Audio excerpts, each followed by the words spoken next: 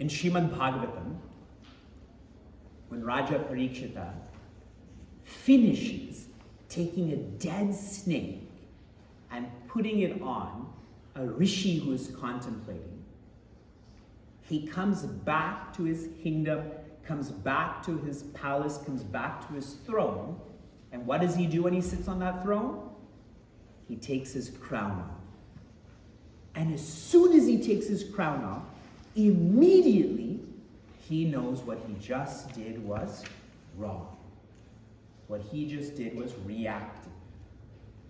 And what's very powerful about this, why he wasn't thinking clearly, is because Kali, or selfishness, lives in gold.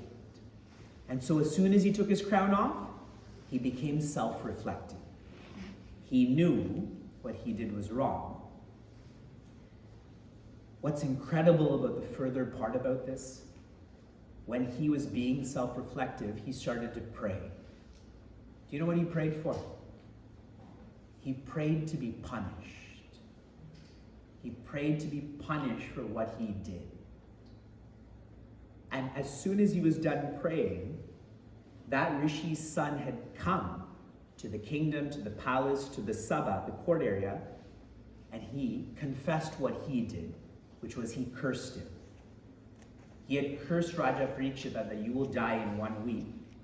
Then what did Raja Parikshita do? He started to cry out of joy because his prayers were answered. If we think about when we do that which is wrong, the more time that goes before we correct that, the more trouble we get into, isn't it? Just think of a lie. Think of a bad habit. If you catch yourself having a bad habit after a year, it's much harder to change than a month. I'm sharing this because I feel everyone here, it is a Sunday afternoon, many of you have come night after night to be here. Everyone here knows what is right and wrong, knows what is healthy and what is unhealthy, knows what is selfish and not selfish. But following that is quite different. Knowing and following are different. Knowing we should exercise and actually exercising are different. And that is why such workshops, such classes are like a incubation space. They're called that in the business world, right? That's an incubator, right? Startups, they go through that. This is like an incubator where what I know becomes more mature so that I follow this. And the workshop that we're engaged in right now is on rightness. Generally, it's described as righteousness, but that's a word we don't use. So I feel rightness is a more applicable word. And if you follow rightness, what will you experience? It sounds like rightness. Greatness, even better than that. What does everyone need? Happiness. Yes, if you follow rightness, you'll experience happiness. I'll share this in a different way. A couple of evenings ago, I was describing, how many of you suffer from heartburn? You have like acid reflux and stuff like that. Where does it hurt when that happens? You feel it here, right? Like a tightness in your chest. We all, it's not acid reflux, we're all born with knots in our metaphysical heart, which really means our happiness is conditional. You're all smiling right now because it's sunny outside. Imagine there was a snowstorm right now. Then what happens to your happiness, correct? We're born with so many conditions on our heart. But what happens when we follow rightness, those knots are loosened. I remember when I was a younger boy and I would wear a kurta pajama and my mother would tie the knot. And then if you have to go to the bathroom, it's terrible, right? She's somewhere, you're somewhere. So you have to run to your mother. What she would do is just loosen it, correct? Then obviously the learning is you should do the rest, but the point is, once those knots are loosened, so much freedom comes with that. Okay? That's an example you'll never forget. But you can relate to what I'm talking about, right? And sharing this in one more way, for those who are more traditional in thinking. When you go to a traditional mandir, Bhagwan Shiva's mandir, remember we went there yesterday in our minds. Bhagwan Shiva, suppose, is here. Who's always in front of Bhagwan Shiva and looking at him? Nandi. Bhagwan Nandi. In a traditional mandir, when you walk in, you have to go and ask Nandi for permission to meet Bhagwan Shiva, which means you have to go to him and whisper to him saying, I will follow you to him. And in many mandirs, then there's no gap there between Bhagwan Nandi and Bhagwan Shiva. You can't cross that. Like at our ashram in Mumbai, there's water in between. And now symbolically what that means is Bhagwan Nandi symbolizes dharma or rightness. And Bhagwan Shiva symbolizes Brahma or happiness. If you follow Nandi, he will lead you to happiness. We began exploring rightness using Bhagavad Gita's chapter 3, verse 8. In this verse, we tried to understand what right action is. And we went from the least right action to the most right action. Number 5, what is the least right action? Shout it out. Rehabilitation actions. Number 4, immoral actions. Number 3, selfish actions. Number 2, special responsibilities. And number 1, regular responsibilities. We tend to drift towards immoral actions, selfish actions, but now we have to drift to special responsibilities, and most of our effort has to go into regular responsibilities. How do you know that you're following your regular responsibilities? There's less C's, B's, and A's. C's is complaining. You complain less. B, blaming. You blame less. And A, annotating, which is essentially means making excuses. You complain less, you blame less, you annotate less.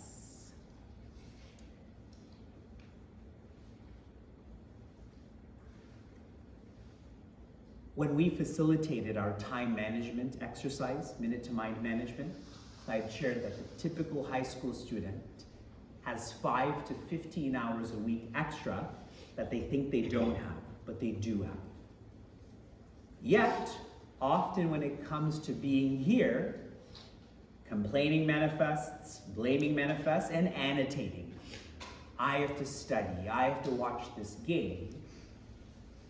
If one is practicing that, if one is exhibiting that, then that shows that that's not a regular responsibility for one. Today I have to fly at 10:30 p.m. to arrive in New York at 6:30 a.m., to wait till 9:30 a.m. to fly to Buffalo, then drive to Niagara, attend meetings, teach a class, and so on. But I'm not blaming you. I know this is my responsibility. I don't have any thoughts or interpretations of that. We continue to chapter 3, verse 9. It's one point to engage in the right actions, but that has to be refined to the right action with the right attitude. The right attitude. And what is that right attitude? You start off with number 5, sing. Talk more about your regular responsibilities. Number 4, seek. Think more about your regular responsibilities. 3, support. Offer support to what you're dedicated to. 2, serve. Serve what you're dedicated to. I didn't cover this verse, but Bhagavan Krishna shares, those who receive without reciprocating, what are they called? Stena. Stena means a thief. To receive without reciprocating, Bhagavan Krishna literally uses the word stena. I would use the word childish. My kids receive a lot and they do not reciprocate. But they're children, so they should be childish. Correct? But for Vivek to do that as an adult, that's me being childish. And the most refined attitude, serve, I was at serve, correct? The most refined attitude with the right action, number one is? Surrender.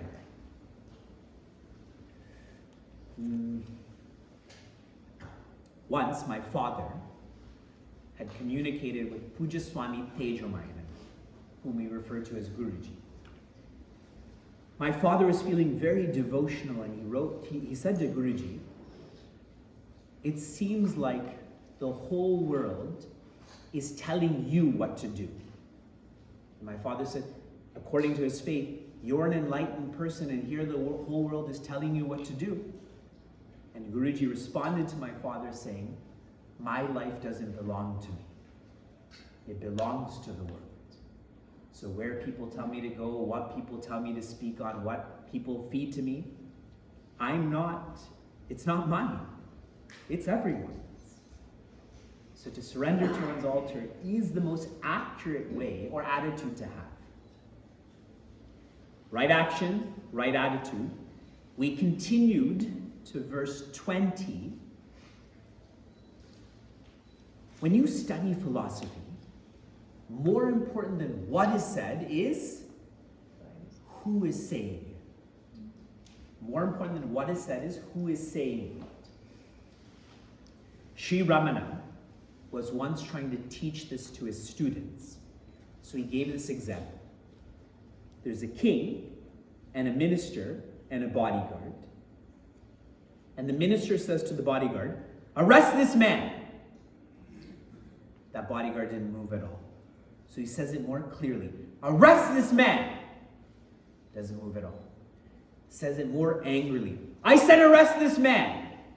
And he doesn't move at all. Now the king is annoyed, and he points to the minister and says, arrest this man. And immediately the security guard went to do that. But that proves the point. It's the same words, but who is saying it? And that's why the right action, right attitude, then the right atma. As you're engaged in your actions with the attitudes, who are you? What part of you is actually engaging that? For many of us, if I asked you, who are you? Since you're not shallow, you probably won't describe how tall you are or what your skin color is, but you'll probably share, this is where I work. That's who you are. You're Meta. You're Microsoft. Or you'll describe where you're from. You're Gujarat. You're Kerala. You're Washington. That's all you are, is a job and a location. You are more. How to be more authentic and deep as we engage with the attitude and actions. Number 5, sleep early. We identify strongly with our bodies, and so a way to be more than our bodies is to sleep early. I'm going to digress here. How many of you would describe yourself as a distracted person? You would describe yourself as a distracted person. Okay. Remember I told you I had once written some thoughts on these social media sutras? Okay. One other sutra here is, when you're feeling distracted, move the body.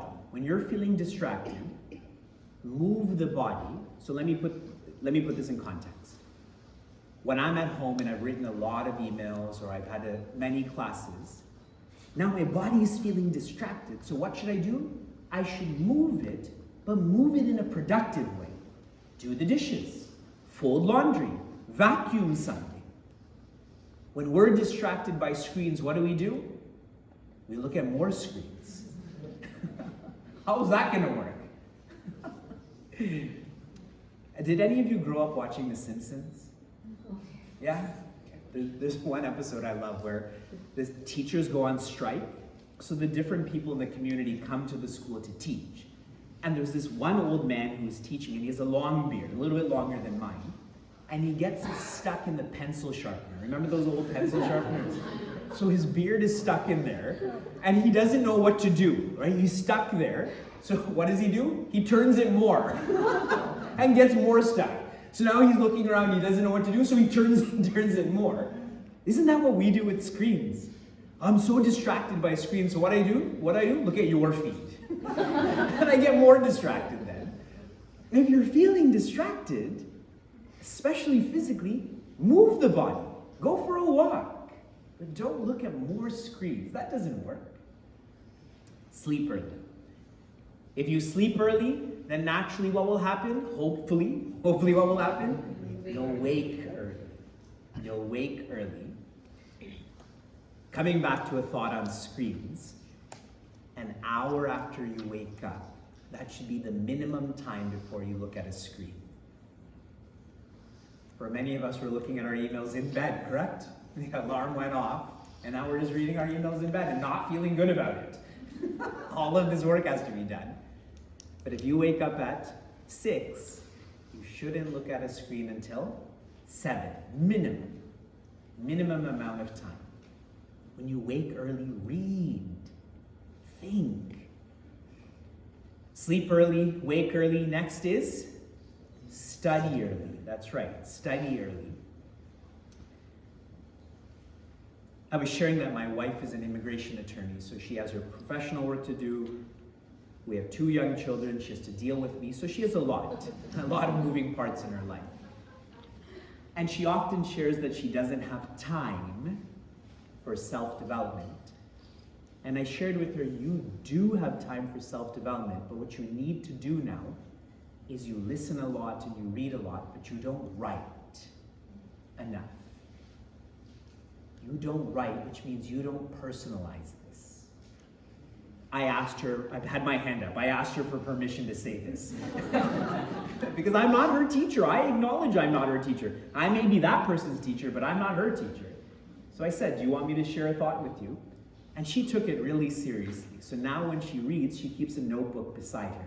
When she listens to a discourse, she'll keep a notebook beside her. So when I'm sharing with you, study early, even now as I look around, I'm gently sharing. So many of you are listening, but how much will you actually remember? When you have so many other things to think about and do, how much are you actually processing? And that's why writing, whatever you write gets imprinted onto your mind more. Okay? Sleep early, wake early, study early. What's next? Walk early. Walk early. Walk early. South Asians, I'm a South Asian, right? Am I saying that right? Yes. South Asians? Yes. We have a propensity for what disease? Diabetes. Do you know why that is? Because if you think of Bharat, like every country really, was an agricultural industry, which means everyone worked on the land, which means you worked hard. You burned off lots of calories. And so you inputted a lot. Like in Punjab, what's for breakfast? Paranthas. But now is that what you do? You work the land. We pay someone to cut our grass now. But we still eat. We eat like we're farmers, but we don't act like we're farmers. Obviously, one is going to have that propensity for diabetes. If your work is changed, your diet should change too. Every year I train for a half marathon. And I love the August-September period because every few days I'm running 15, 20 kilometers. It's awesome. I can eat whatever I want. That doesn't apply to today. Today I did nothing. So I shouldn't eat like that. But all of this the sleep, the wake, the study, the walk, all of this, tuning again to the right Atma. Who are you? This is a build-up to, what's the last practice, number 1? Sync early. S-Y-N-C, which means forgive early, come together early, unite early. The earlier you do this, the less conflict there will be, the less negativity there will be. Now, one more refined thought in all of this. Love that does not grow is not love. Think lots about that. If you love your family, but you don't love your community, then that is not love. The finality of love is the way you care for yourself, you care for every being. Whether they're rich or poor, they're of this sexual orientation or that sexual orientation, it is not love. And the point that I'm trying to make here is forgiveness is a way of practicing love, correct? Sinking is a way of me feeling that oneness. And we complete our workshop. I will be brief so that we can have some time for a dialogue. We're moving on to verse 31. Verse 8, verse 9, verse 20, and now verse 31. Ye me matim idam nityam anutishtanti manavaha shraddhavanto nusuyantaha mucchante tepi karmabihi. This is a really lovely verse. Ye me matam matam idam nityam, which means those who practice my teachings, as in Bhagavan Krishna is sharing, these are my teachings, this is my guidance. Anutishtanti manavaha. Manavaha means anyone. Anutishtanti means comprehensively. Anyone who practices my teachings comprehensively. All of us feel very calm in the morning when we're in our own rooms. You're reading, you're writing, you're reflecting, but as soon as you're in traffic, what happens to that calmness? See, we're really good at being awesome in a scrimmage. In a scrimmage, nobody hits as hard. But can you be awesome in a game where the world keeps pushing and kicking and still be calm? That's why anutishtanti means comprehensively. It doesn't matter what space, what time. Shraddhavantaha, and to do this filled with faith. What is the antonym of faith? Doubt. Doubt. Anyone else? Hopelessness, that's a good word. Anyone else? Fear. Fear? Okay. How many of you have faith in God? By show of hands, you have faith in God. How many of you experienced some sort of fear this year? And today's the 22nd, the first 3 weeks. Do you see your hypocrisy? Is your God like a police officer? He's that small. Your God is infinite. That means he's also, he, she, it are also in the future. How can you have fear and faith? Those are antonyms. If you have fear, that means you don't have enough faith. And nobody's going to tell you that. A YouTube discourse is not going to tell you that. They're going to say you have enough faith, so you subscribe to them. I'm sharing without this concept of you needing to like me. That's okay. But think of this very logically. Those are antonyms. If you have faith, you can't be fearful then. So when Bhagavan says, with faith, that means you have the courage that this is important. It doesn't matter what other people are doing. And now here's a really awesome word. Anusuyantaha, which means anasuya. Does anyone know what anasuya means? Tell me what anasuya means. Without feeling envious. Without? Feeling envy. Without feeling envy. Good enough. I was at a gas station once, and I was filling up gas. I was driving a Honda Civic, and so I'm kind of just looking around, and I look over, and there's this older lady who is also filling up gas, but she's staring at me. So I look away, and who knows, I'm a weird looking person. But I look back and it's very clear she's staring at me. She never diverted her eyes. She's looking straight at me. So now I'm sort of irritated, and I said, "Can I help you?" She says, and she's shorter than me, you have to picture it. She says, "How do you keep your clothes so white?"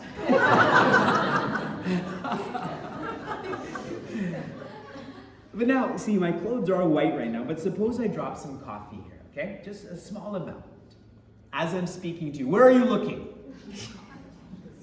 There's so many square feet of whiteness, but you're looking at that one stain.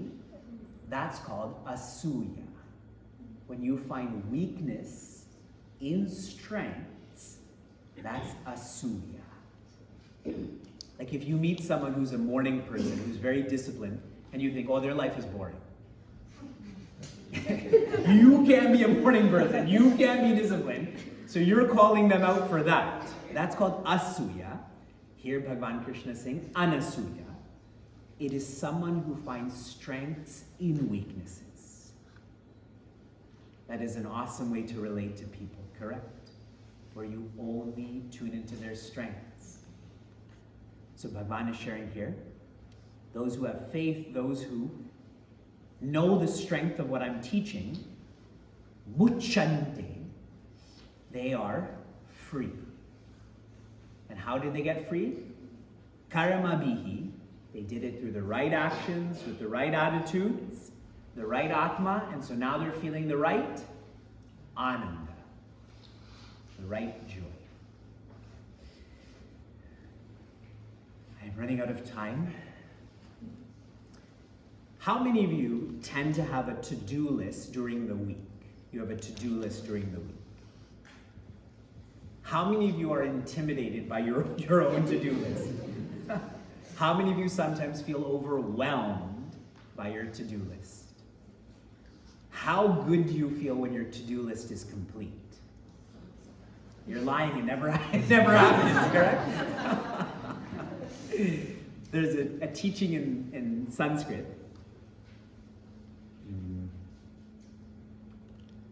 Yavat praptavyam asti, tavat kartavyam asti.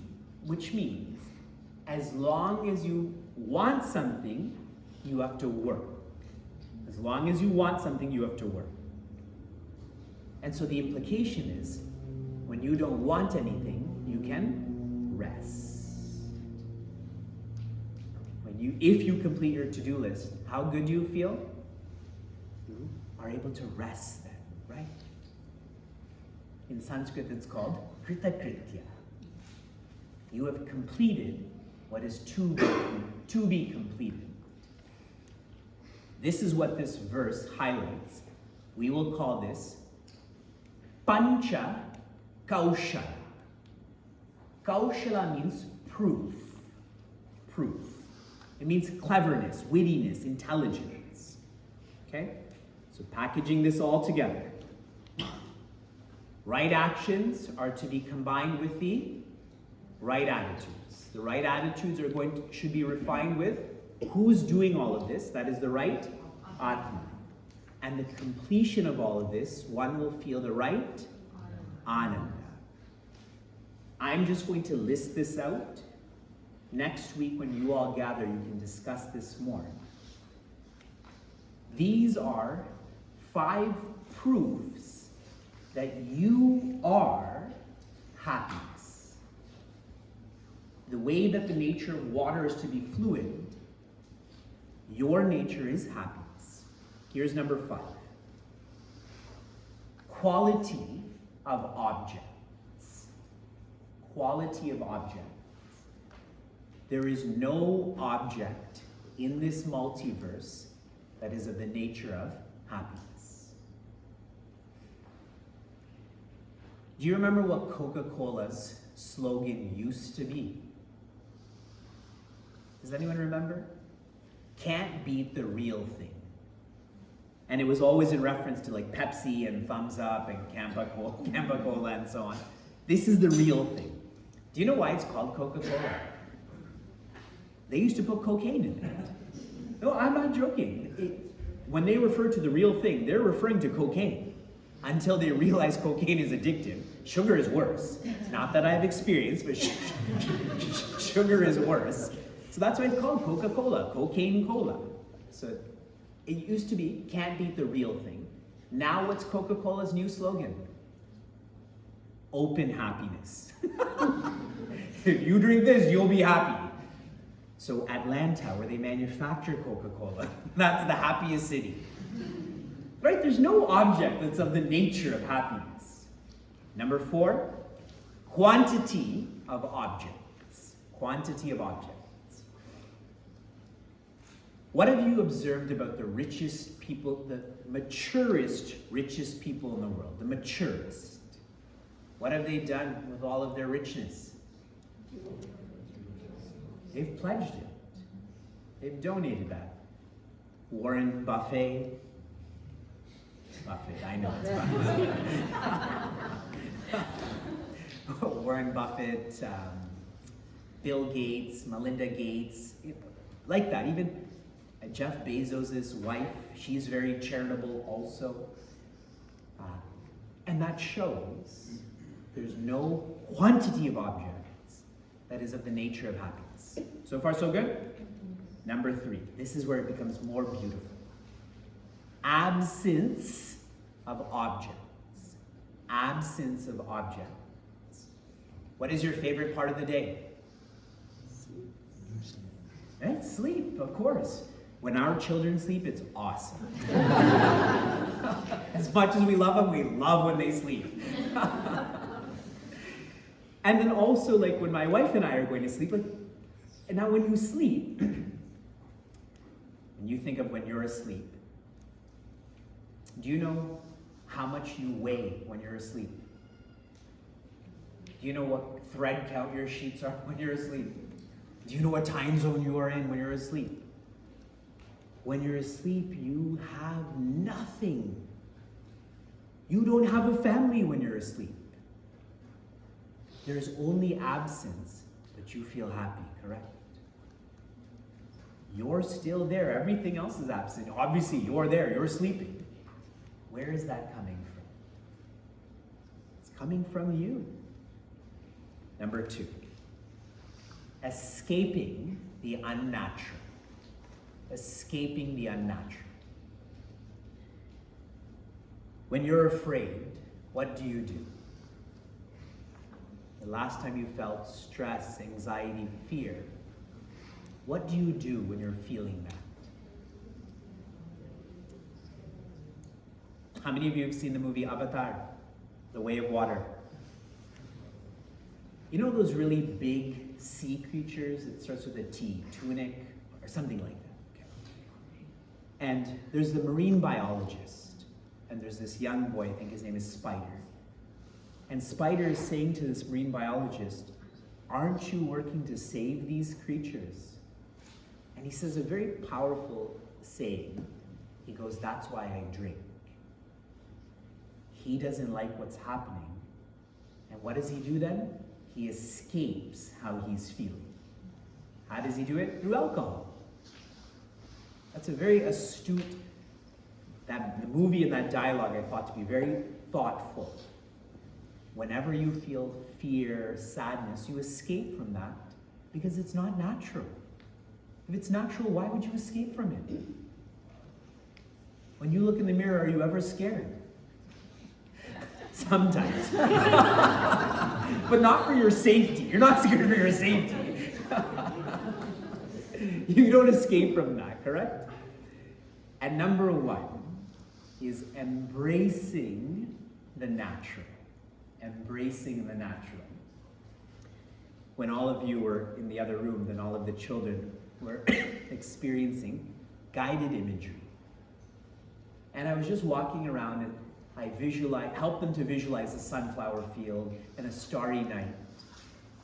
And many of them shared afterwards that they were feeling sleepy, feeling refreshed. One boy was saying, I feel in tune with my environment. Wow. And what I was trying to show them is that, number one, their minds are powerful, that they should, when they come to Chinmay Mission, they learn how to use their mind, but more so, they were feeling so natural. They had their eyes closed, so they weren't looking at what the next person's doing, correct? Who is here? What is he doing? What's she doing? That is a great practice for everyone here. When you're in such self-development workshops, it's just me and you. Nobody else is here. You will feel more natural. I'm not judging you. And even if you're judging me, I don't care. Embracing the natural. I'd begun our workshop on Thursday night sharing the most dangerous way to live is to be so busy that you don't realize you're so busy. The most dangerous way to live is to be so busy that you don't realize you're so busy. If you live like that, you will burn out. You will physically burn out, you definitely will mentally burn out. And so what have we done over the last 4 days? We've slowed down. If you slow down, what can you do? Step back. If you step back, what can you do? See more. And if you can see more, what will happen to your face? You will smile on. You will smile on. On Friday, I got to see Mount Rainier more than I've ever seen Mount Rainier, and I couldn't help but smiling. It's a natural expression. One will smile on. We have 5 minutes, so I'm just going to intellectually tell you what I wanted to do in terms of dynamics, okay? Maybe you can do this next week. It is called a vision arrow. On a sheet of paper, I want you to draw the back of an arrow. It really is just 3 points, okay? And then you draw the front of an arrow. That's the arrowhead, like a triangle. And then the rod that connects the back to the front. Everyone's with me? On the back of this arrow, write down 3 words that describe you today. 3 words that describe you. Be real about it. I'm the awesomest. I'm the handsomest. I'm the smartest. Be real about this. It could be good or bad, positive or negative. Then, at the arrowhead, write 3 words that you want to be described by. Let's fast forward 1 year. Make this a 1-year deal. In 1 year, what are the words you want to be described as? Let's say disciplined and thoughtful and compassionate. Then in the middle, you have to come up with 3 practices to get from here to here. But in order. This is step 1, this is step 2, this is step 3. That's what I wanted to do with everyone today, but naturally I've run out of time. I think we still have time for questions at 5:15. Good. Okay, so the next part of this workshop is supposed to be our dialogue. I'm here for 2 more hours, I think. So you can ask me questions in a while. Here is your RAD and your RAY. What does RAD stand for? Yes, your reflection adventure of the day was for you to use guided reflection on Chinmaya Niagara's YouTube channel. How many of you tried that? Wow, very good. My expectations of you are very low. Anything makes me happy. When we reflect, most of you are over 40 years old, most of you. When you reflect, reflecting is a way of unlearning. Unlearning is much harder than learning. And that's why one should practice this daily. I had learned, do you all know about Hari Prasad Chaurasya? before he became an accomplished flautist, he was amazing, but he wanted to learn from Ravi Shankar's wife, the sitar Ravi Shankar. And she said no. And he pledged, he committed, he dedicated, whatever you say I will do. So she said, fine, you have to learn with your left hand. He was already amazing with his strong hand, and she said, you have to learn with your weak hand. And he did. And that's why we're talking about Hari Prasad Chaurasya right now. But imagine how much harder it would have been for him to go from his strong hand, deep into his strong hand, to unlearn all of that and make this his strong hand, but possible. Your ray, this is your reflection adventure of the year. Until we meet again. Our organizers, particularly Vasavi, she has actually documented everything that I've taught, including today. And that will be given to you as prasad. That will be given to you as a reminder. Post this where you work the most. Post this where you act the most. So for most people who are working in a professional setting, that will be your workspace, yes? Post it there. For those who are really bold, laminate it and put it on your front door. That way everyone who comes, it becomes a conversation piece, correct? What is this Ananda that you're talking about? So you can talk about it then. So post this where you act the most. Discourse complete.